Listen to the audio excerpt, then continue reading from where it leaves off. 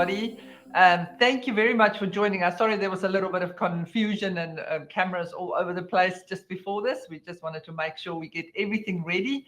But firstly, I want to say welcome to everybody that's joining us. And we have got a superstar with us, one of our best ambassadors, Rachel. Rachel, I'm going to actually let you talk and just explain a little bit, where you're coming from. Where did we actually meet? I think it's been a couple of years now. And Rachel's going to walk us through what she is doing in the classroom. So welcome, Rachel. Thank you. So I actually met Ronelle a few years back in Denver, I think was the first time at ISTE. And my good friend was on one of the walks with you guys. I think it was like one of the food tour walks. And she said to me, you have to go check out this company for robots, because she knew that I really love to bring STEM into the library, and I really like to do cross-curricular support with all my other classrooms.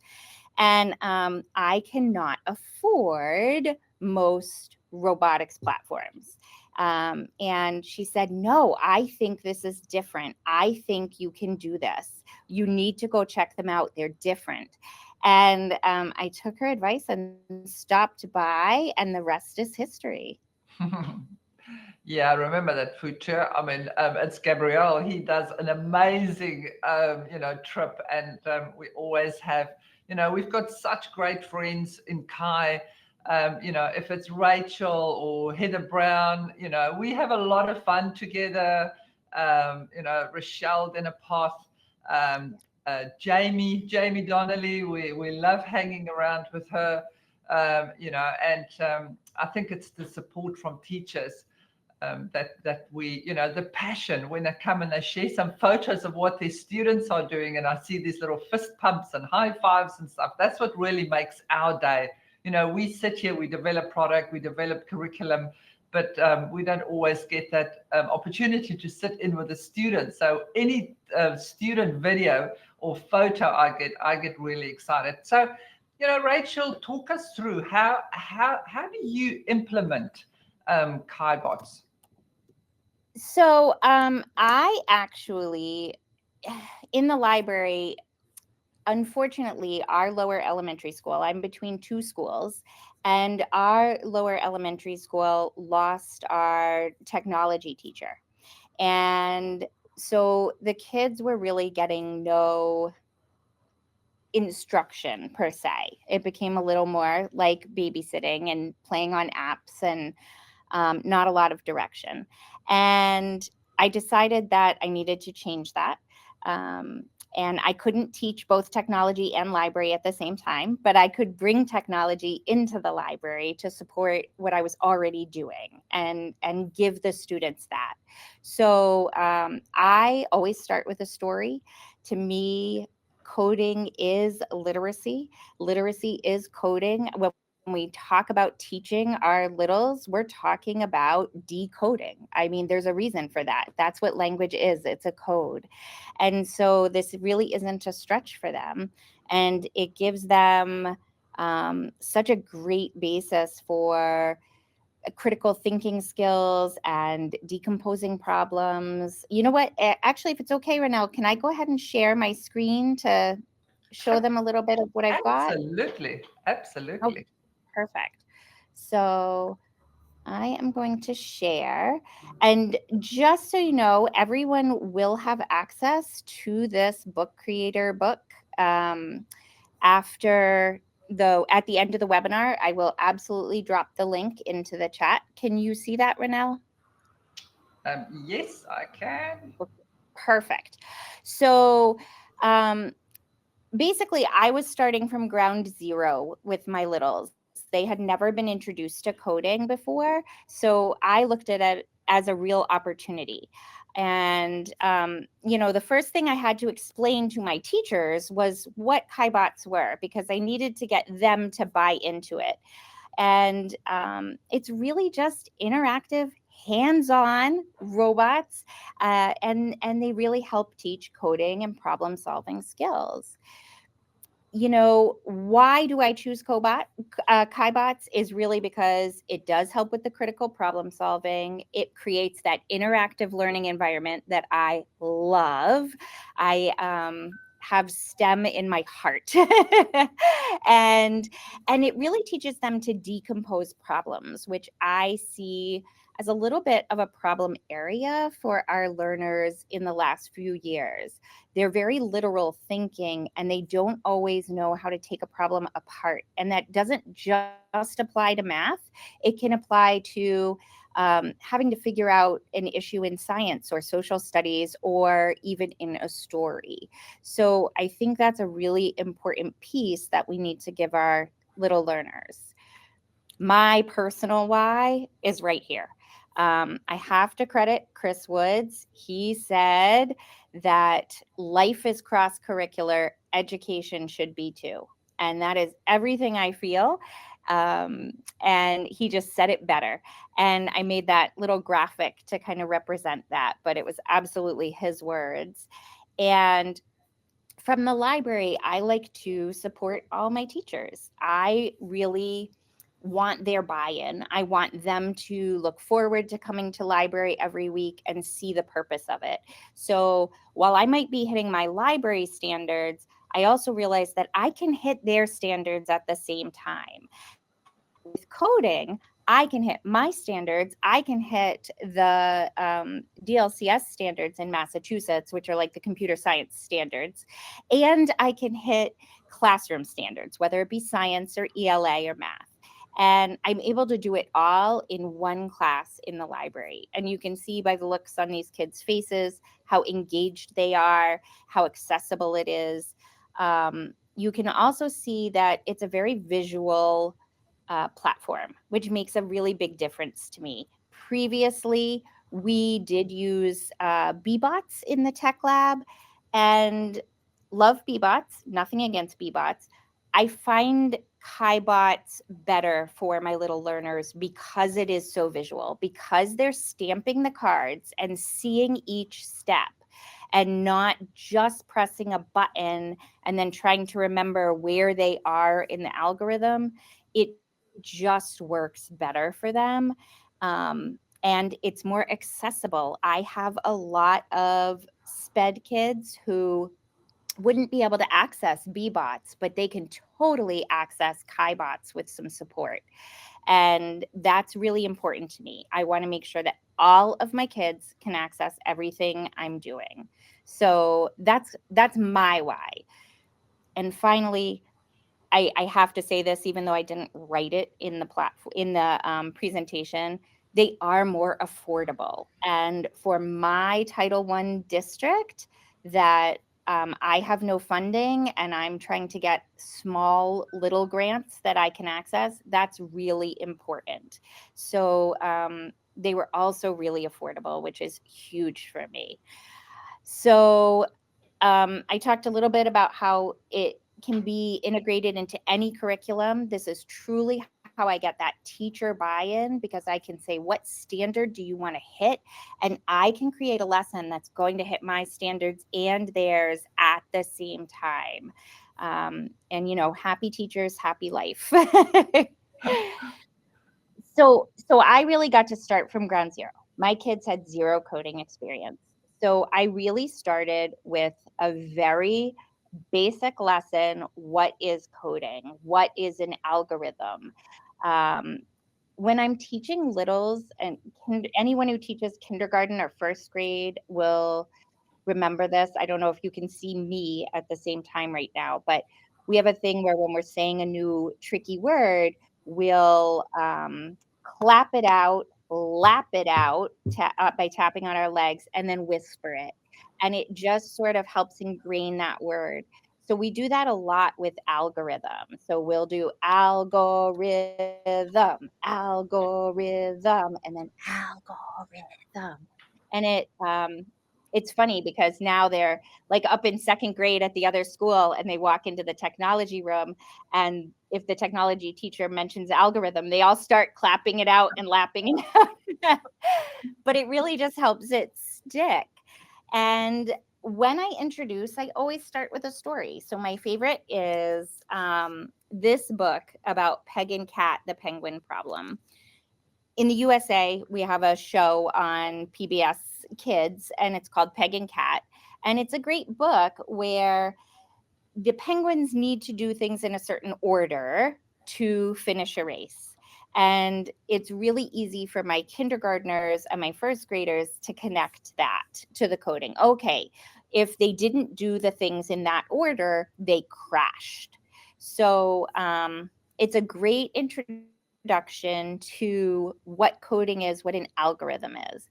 And I do a slideshow that you will have access to that you can absolutely copy and use and adapt. It talks about things like lining up and how we need to learn that and how there's an order to it, etc., which makes a lot of sense to kindergartners. You'll be able to see my lesson plan. It is all for Massachusetts standards in my lesson plans, but you could make a copy and easily convert it to whatever standards you use.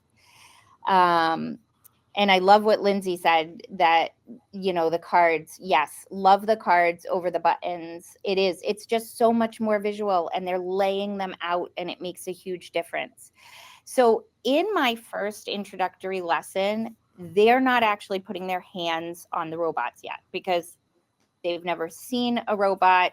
They've never touched a robot. This is really this is what coding is. This is what an algorithm is. And I will do a little demonstration, and they'll walk me through it. We'll talk through it to get through the steps. But at this point, they're not yet using them. And then I tell them, now, next time you come in, we're going to do a quick review of this, and you're going to go into small groups and do this. And they get very, very excited. So once I've done the introduction, my second lesson is just using the KaiBots. And this is where they're going into small groups.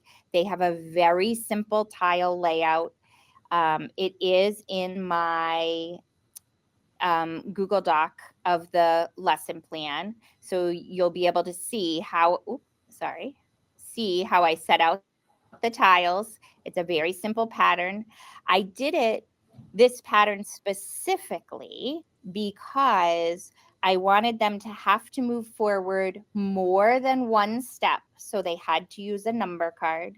And I wanted to make sure that they turned in each direction one time. So they had to use each turn card. And just to kind of get them accustomed to this is what we're doing. And we really do code it together first, where I am in the middle of the rug, they're all around me in a U shape. And I'm really asking them, which way should we go? And someone will say forward, and I'll say how many. And so then we'll place our cards in order and stamp it out and run the code. I think that it's really important when you demonstrate this with littles that you give them certain scaffolds. So some of the things I did was, and you will have access to this as well, is I made these visuals of use every time, and we call it clearing the brain, because we're clearing the brain of the robot. And I laminate these, and I have enough so that every small group has one of each. And they are always on the tables when they're doing any lesson, so that they can remember that they are always using these 3 cards and then the algorithms in between. And they are always going to clear the brain before it's the next person's turn, so that the robot can start from scratch.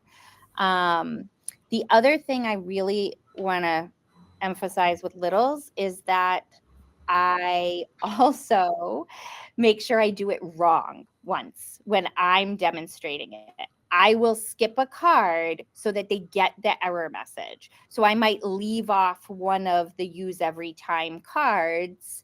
Like I might forget the run card or forget the stop card and go right to running it. And it'll give me an error message. Really important to demonstrate messing up. making a mistake and then problem solving. What did I do wrong? So I won't tell them I'm going to make a mistake. I'll just leave off the card and I'll stamp all the cards and then it doesn't work. What did I do wrong? And they have to kind of help me problem solve that out loud to show, number one, that making mistakes is okay. But I also want to make sure that they know what to do if they get that error message. Yes, Gail, this is with my 5 and 6-year-olds. And they are amazing at it. They really are. Some of them just get it. And other ones, when you're in the small groups, because they're going to be taking turns with the you do portion of it after we've all done it together, they really do help each other. My rule, I'm really strict about it, is you cannot touch the robot if it's not your turn. You are not allowed to help by touching. You are only allowed to help by using your words. So if somebody is struggling, their friends can say, you need that card that says right or left or forward, but they're not allowed to touch the cards or the robots. Only the person whose turn it is allowed to have hands on anything on that table at that time. But they have to learn to use their words, which is, working with littles, guys, an important skill, using our words. So it just sort of reinforces that as well. And then the other thing I really do with my littles, especially with these first few lessons in the beginning, is I only give them the cards they're going to need. That is a huge scaffold that I learned the hard way the very first time I tried to do this. I had all the cards and it was way too confusing for a 5-year-old to see all the cards and sort through. So what I'll do is I'll just take the cards that they need for that algorithm. I will put them in a baggie, and at everybody's station, they have only the cards they need. It's also a good visual cue for them. If they have a card left over or cards left over, they obviously did not lay out the algorithm correctly, because there should be no leftover cards if they're laying it out correctly. So they need to go back and figure out where they made a mistake. That is a really key scaffold for the little kids. Just give them only the cards they need. It is still enough that they have to figure out what the order is and how to lay them out and then stamp them correctly. But for the littlest learners in the early stages, that was key. That was key. So I definitely recommend that to everybody. So then after that introductory lesson, the first quote unquote real lesson I do, where I'm going to read them a story, we're going to talk about it, and then I'm going to set them free in their little groups to do this, is coding the water cycle.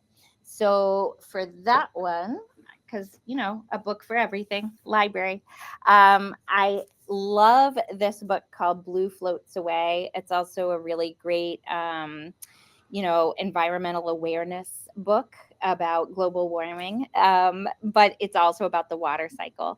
And it's an iceberg that breaks off and gets warm and melts, and it goes around its cycle around the whole earth. So I read the story first, and we talk about the different stages of the water cycle, which hopefully they've also been doing in class. And again, then I make sure that my lesson plan has the standards that they are covering in class as well. So for example, again, mine are Massachusetts standards. So I have my computer science standards, but I also have science standards that I can cover for teachers, which is important. And you'll notice in every lesson plan, I do give you the tile layout as well as a visual. I really tried to make these plans when I was creating the lessons so that if I could hand them off to somebody who was covering the technology room, for example, and really didn't have any experience coding or using robots or whatever, that they could really follow this. And so I do make sure I give you all the printables that you will need. You can click on the links to get the images, and I give you the visual layout of the tiles and where you would place the visuals on the tiles, exactly what you're going to say, how you're going to guide them. Obviously, if you're comfortable, you are free to diverge from this and do it your way. Like I said, I really tried to make it so that basically a substitute could try to do this with a student. But we do have licensed teachers covering technology, but they are not technology teachers. They don't have the experience with technology, but they know how to follow a lesson plan. So that's what I tried to give them. And then you'll also get a visual of the water cycle that I put on the table for this one. And you can see in the picture what my layout is. And Renelle has the same layout to take us through. And you can get a copy of this visual and all the little visuals. What I do for my kids, I know you can use magnet tiles, guys. You can put these on magnet tiles, these visuals, and stand them up on the outside. I found my kindergartners and my sped kids, that was tricky. They were just knocking over the magnet tiles all the time. So I came up with, I just use an index card and I fold the bottom so that it can go under the tile. And then my visual is right here. So it sticks up from under the coating tiles. And it seems to work really well. So that's what I tend to do. And so the visuals that you print out, they are that square size that fits perfectly on an index card or on a magnet tile if your learners are a little older and less likely to knock them over all the time. But Ronelle, do you want to show? I'll stop sharing so we can kind of demo how this works. Yeah, I mean, this is so exciting. And just sort of to show you, I've got one of the other lessons as Rachel's made. So I have, sort of linked up. So if you want to, you can actually sort of just slide it in if the student's from sitting on the side, or you can just put it at the top there. And then the students can sort of just drive around to it. So it actually works really well. This is just paper that I've done. But just because my camera is sort of from the top, we've sort of just cut it out freely. So obviously, if we move this away, these are the 3 cards. When we use the algorithm every time, it's a program start, a program end, and a run card. And I think it's a great idea of putting it in a little bag. So then they know they have to use all those cards. And we actually have, even for the grade 5 and 6, we have certain games and certain layouts where it will be quite a complex layout, but then we give them the cards and they have to use it all. And then I always have this one card left over, and it's usually the loop, and well, how do we use it? Or there's a number left, and you have to use all the numbers in the bag. And that is a really great way of problem solving. And I also think it is sparking that creativity and that curiosity of when we give them these little challenges. So we've got clear the brain on this side, which is a stop program. And I love the way that you clear your robot at the end of it. And here's the cycle, exactly what Rachel was saying. So I'm just going to put these on the side here so poor old KaiBot can get a little bit of space. So that's tile 1, 2, 3, 4, exactly the same way in the lesson plan. We've got little KaiBot, he's got his little sloth cover on. And now we're going to say, and do you want to walk through how you then explain to them that they go around with your card? Because obviously we're going to use like forward and a turn right card. How do you go about then? Yes, and I will say that one of the reasons I start with this is it is so simple. Number one, they're not going to get the turn incorrect because they're always turning right. So for that first lesson that they're doing on their own without me demoing it first, it's important they succeed. And I have enough trouble with left and right on my own. Kindergartners, forget it. So the reason I did this was we always are turning right. So basically we talk it through how you go forward and then you turn. What's really important when you're introducing this back in that early lesson is to emphasize that when you turn, you only turn. You don't turn and move forward. So that turn card is only going to turn you. And I should probably say that during that very early lesson, when I'm just introducing what it's like, we do a game like Be the Bot where the kids are the robot and I have them all stand up and I'm showing them cards and they have to do it like the KaiBot, because Kai gives you these huge cards in a book that you can print out, and I printed them out and laminated them so that I can tell them that they're going to turn left. And of course, you have some kids that turn left and step forward. Well, they run into the next kid because they're not following the code. The code is only turn, not turn and move forward. So by doing that early on with them, with their bodies, it helps them conceptualize that they are only turning, not turning and moving forward, because they've made the mistake of doing that and then they ran into a friend. So so we really just talk through it. Like, what do we do next? So first we move forward, then we turn. And I always have them move the robot with their hand as they lay out each card. So exactly. Because I want them to make sure that they're in the right spot.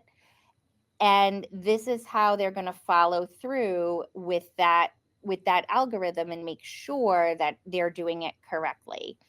I find that when they mess up is when they haven't done this, when they haven't kind of walked it through first. But by walking it through, they're really making sure that they're putting things the right way. Well, that was forward and a turn right. And we're going to go forward and turn right. I love now, the fact Renelle, you're doing 2 at a time. I make my kindergartners and first graders do 1 at a time. But I love that way that you've done those big cards, because I know one of the teachers, and I wasn't sure if it was you, but I know one of the teachers sent me a picture and they actually put it in the playground. And they put these huge cards out and the kids were like sort of following. It was like a little maze they had to follow. And yes. I thought that was a lot of fun that they actually can do as well to learn about that left and right. Because, I still see a lot of teachers that put up the left hand, that L, and the right hand and try and figure it out. So, yeah. And also that it's the perspective from the robot. So it's not just you turn left, it is what is the robot doing. So, yeah, very, very important. Okay, so shall we give this a go and see if we've done it right? Let's try it. So the robot, you just tap it.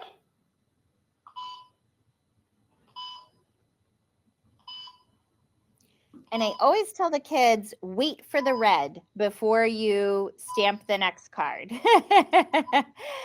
Because some kids like to go really fast and it doesn't pick it up. So we say stamp, wait for the red. Stamp, wait for the red. It's a bit like a barcode when you go shopping. How often do we scan it and then it's like, we didn't scan that item. So here we go. And I cannot tell you their joy when this works. They're so excited when it works right. So yay. And I often get asked why I didn't put a loop in here. I don't do it this early on because they're not ready yet. Now, if you're teaching, 4th grade with this, maybe you're already throwing a loop in there, but you will see I do add a loop in a later lesson when I do the butterfly life cycle. But here, we're just getting the hang of it. Yeah, sorry to interrupt. I just wanted to show them. So say they start and they forget that start card, because I think learning, the debugging. So if I just go there, it's going to go and you can probably see it says bug alert, missing record program start. So then they know, oh, okay.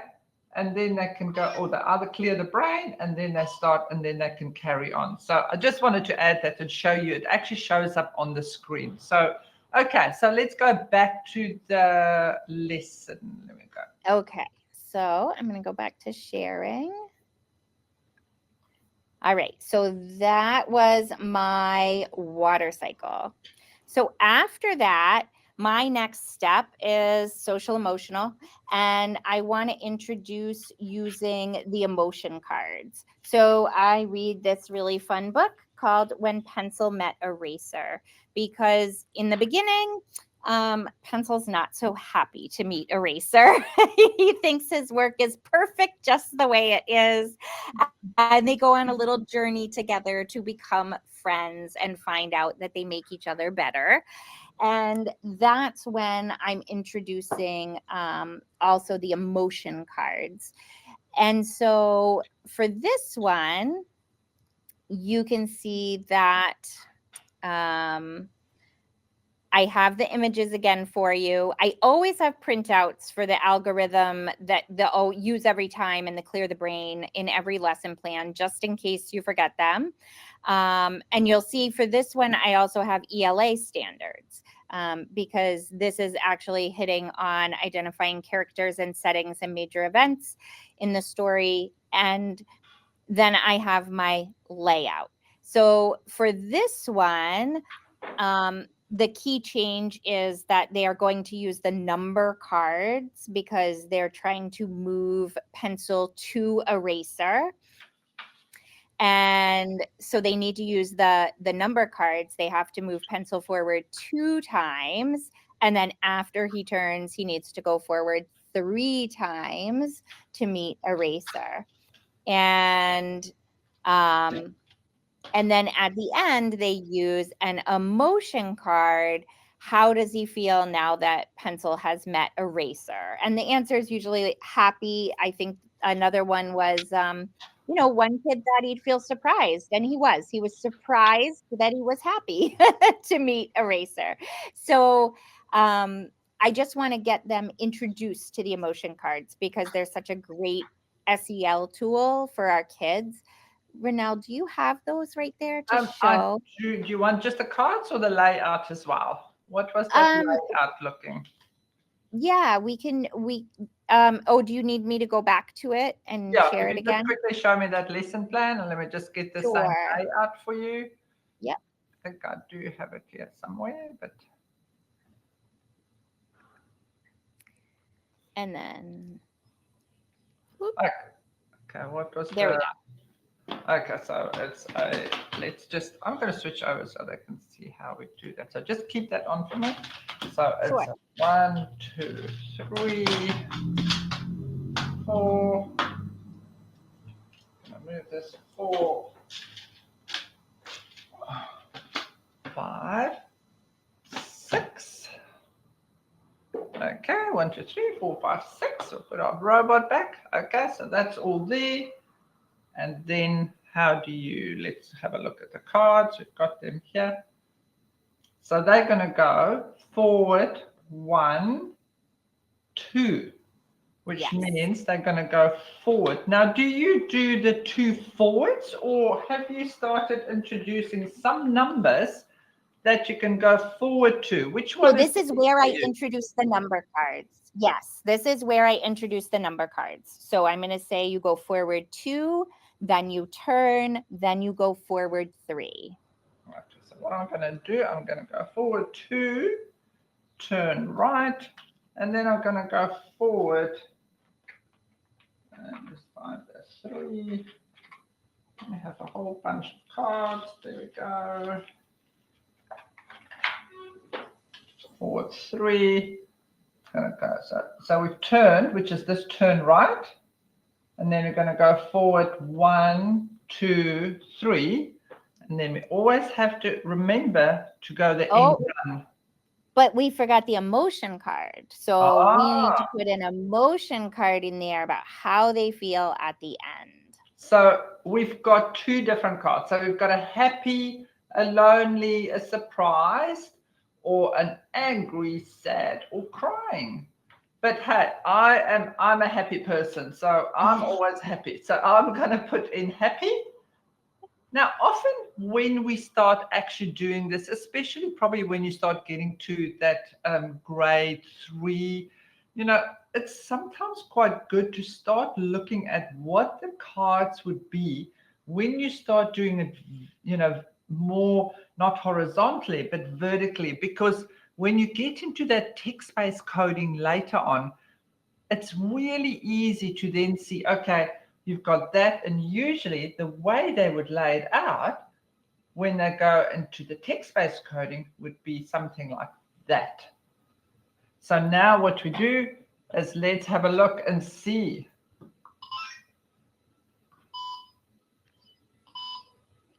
And you guys would have the visuals of the pencil at the beginning and the eraser at the end, so you can have them meet up. I always make sure I have visuals with my tiles, just because kids are visual learners.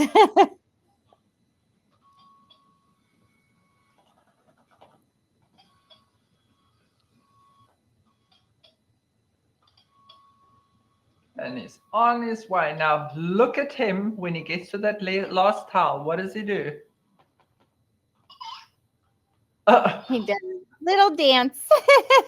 That's a little dance. And even on the screen, it will tell you here if it's a forward, a left, or a happy Kai, or whichever one. So we try and really visualize what the robot is doing. It's telling you that on the screen as well. And I know really those early ages, you don't really introduce the screen yet, but if it is even different languages, if you do have any students that's Spanish, we do it in the different languages as well. But okay, back to you. Okay. And then I will just say they really love playing around with the emotion cards and seeing what they are. And I love it because you can then use it as an SEL check-in with your kids. If you feel like people are having a struggle and maybe they're not able to verbalize it, they can show you their emotion using the KaiBot. So the same way we might use the little spots of emotion that are the little stuffies, they can do it with the KaiBot, which I think is cool because some kids, they do relate better during or better through using technology. So after that, that's when I do introduce adding a loop. So when we get into the butterfly life cycle, we really do it like we did the water cycle, except I made it a little trickier in that it wasn't just 4 tiles, it was 6. So they had to use the number cards like they did with pencil and eraser, but they were going in the circle like they did back with the water cycle. And this time is where I introduce the loop card. And I ask them to make it go around 2 times. And for the butterfly life cycle, I mean, I think everybody does the caterpillar butterfly lesson in elementary school at almost every grade level. And you can use anything like the very impatient caterpillar. You can use a nonfiction butterfly life cycle. You can use the very hungry caterpillar.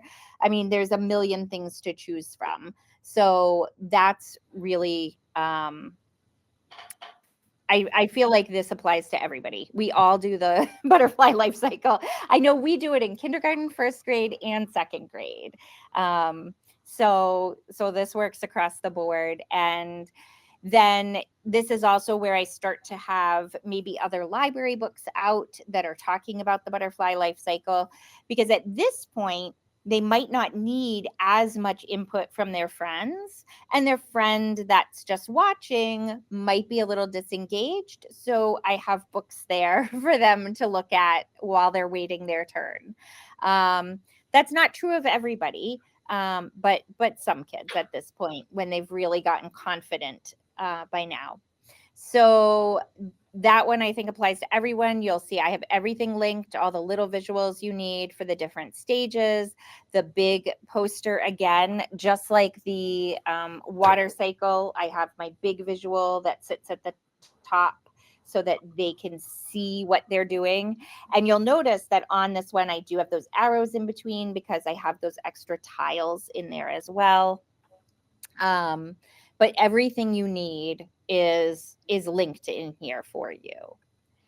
And then I get to one of my favorite fun new books. So this is a great one, whether you are a classroom teacher or a librarian for a read aloud. Anyway, this is a great book.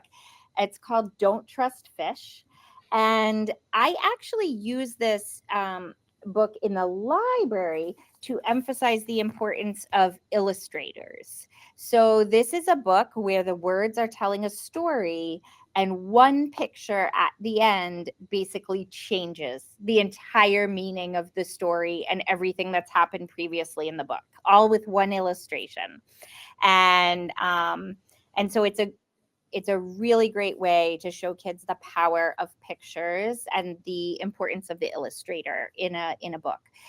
But with this particular lesson, this is where I start to add obstacles. So what's great about this is because later, when they are going to make their own paths, some of them might choose to add an obstacle. So from this one, you are trying to get the crab to his computer and avoid Jeff the fish because, don't trust fish. Don't trust Jeff. So you'll see that I have my computer science standards, my ELA standards. You'll notice I have it for kindergarten and first grade because I did these lessons with various grade levels. And then I have my layout where I have an obstacle here in the middle. And that's where I would put my little Jeff the fish card right in between the Kai tiles as an obstacle that they have to go around. They don't want to run into Jeff. So that's how I really use that one, is to introduce the idea of going around an obstacle. And at this point, I'm really not giving them as many scaffolds. I'm not walking them through it first at this point. So they really are trying to do it on their own. And I do sometimes have struggling students. This is important. Or, for example, SPED students that maybe can't lay out that algorithm. For struggling students, for SPED students, I might lay out the algorithm first and let them practice stamping the cards just to get that fine motor skill. It's almost like a little extra occupational therapy or OT for them, and help them so then they can still be successful in coding. And then for advanced students, I would add another obstacle or make it a loop. You can extend it in a myriad of different ways. And then finally, this is sort of my culminating lesson of these first 7 lessons for them, and that is a Code Your Own Adventure.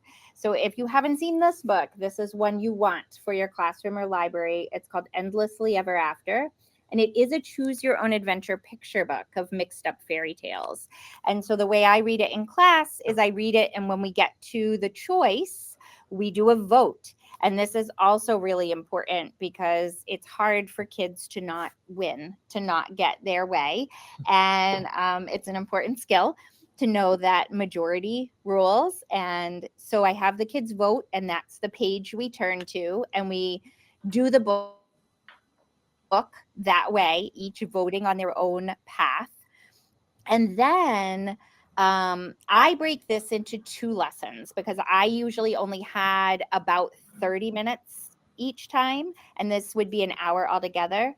So what I do is I read the story, we practice the voting, and then I hand out these blank tile plan worksheets.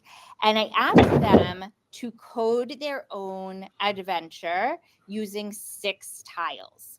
They can do it any way they want, as long as obviously those 6 tiles need to connect in such a way that the robot can move. So you do have some kids that put them diagonal, and you need to say, well, can the robot do that? No, it can't. Okay, let's start over. And they'll do it. And I do give them an example. And the example I also have, again, again, visuals for littles. I have this laminated on the table for them so that they can see, because I asked them to color their 6 tiles and then number them. And they can add obstacles, they can make it a loop, they can have an emotion card, they can do however they want as long as they're using 6 tiles. So that's the kind of the first lesson. Then I keep all the papers, and for the next class when they come in, or if you had an hour class, you could continue doing this. I'd have them go to their groups, and they actually have to vote for whose plan they're going to follow, just like we did in the book. And that's tough for some kids. It really is. My only rule is you cannot vote for yourself. So they vote, and then that person's plan is the one they're going to code. I usually have one person be the person who's going to do the cards, the algorithm, one person who's going to do the robot first, etc. But they're all going to get a turn to do the path. And if they get through that path, and and everybody gets through that path and they have more time, they can then vote to do another student's. But here's where I saw just the light bulbs and the aha moments that really, really got to me. And that was that this was the point in time where I had some kids do 6 in a row. I had them do 6 in a row. Straight line seems really simple. They thought it would be the easiest path. The thing is, they only had number cards 1 through 5. And they quickly figured out they couldn't say forward 6. And to see the kids, without my help, without my prompting, come up with, well, we need to make 6. So how can we make 6? Oh, I could do 1 and 5, or I can't do 3 and 3 because I only have 1 3 card. So wait, what else could I do? 2 and 4. And to really problem solve and figure that out on their own, I literally got goosebumps, because with kindergarten and first grade, we're always trying to get them to find different ways to make the number. That's basic math instruction. But to see them figure out that they needed to do that on their own, that was really a decomposition of the problem on their own that you don't see every day.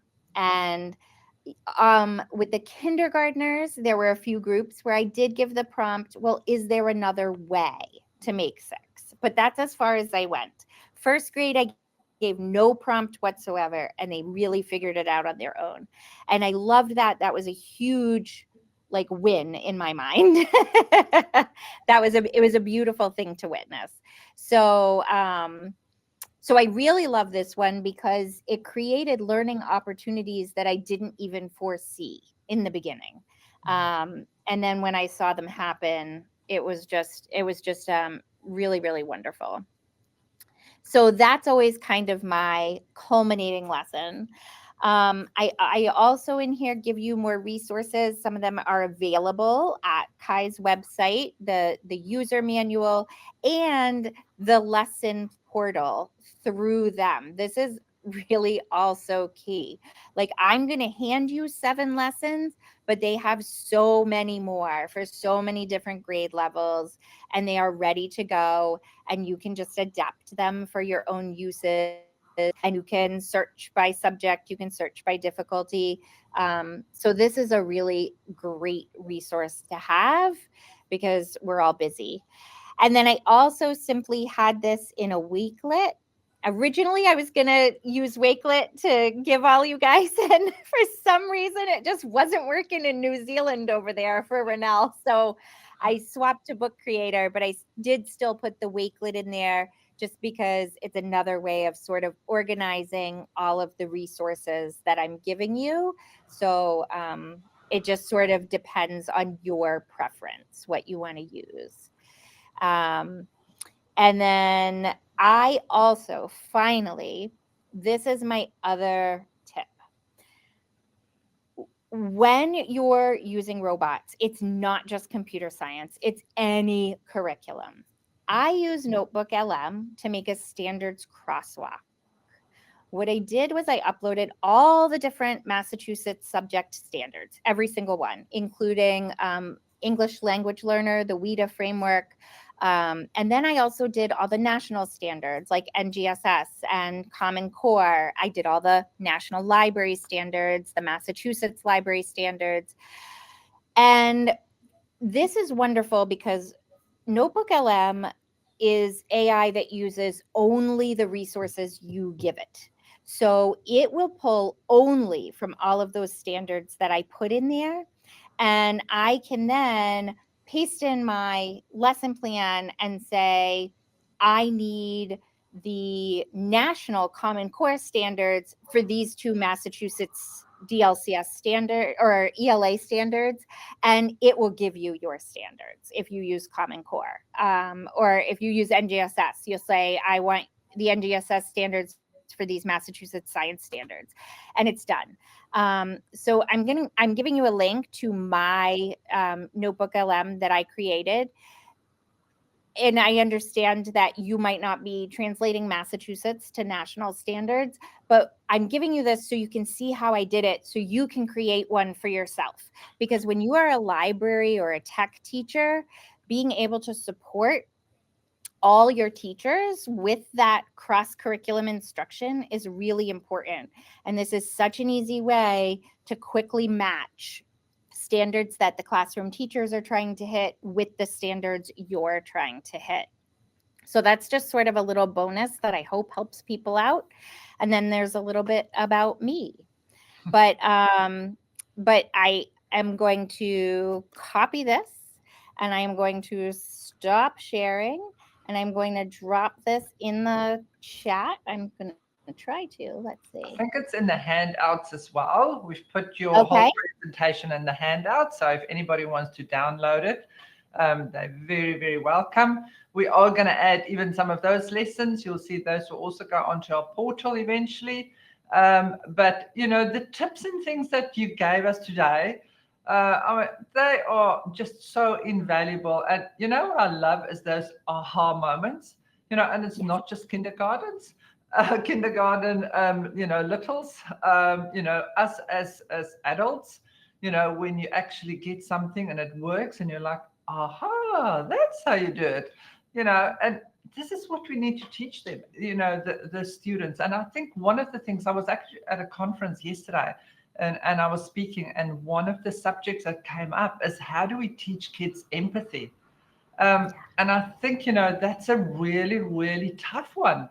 But, I think using these like ELA, and your social, emotional, those cards and things, really try and bring it out. And I think it's really hard. How's the English teacher really going to try and do empathy but as a librarian, you are in such a fortunate position. You can actually tap into any of the subjects. And this is where that cross-curricular is so beautiful. So thank you very much.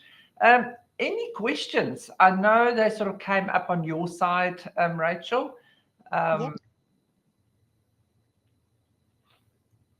I think I had seen the one about, and thank you, Gail, for dropping in the ISTE STEM guide. Totally appreciate that. Yeah. I think I had answered the other questions as we went. Yeah. I will also say that, these lessons, I first tested them with my fourth graders. So I do have an after school club at my upper elementary, and that is where, I tested things first. And then I did my second grade at the time. I had a few second graders. And for some reason, that particular second grade was probably about where my kindergartners were that year, right? Last year. And, every grade's different. And that particular one was sort of in that spot.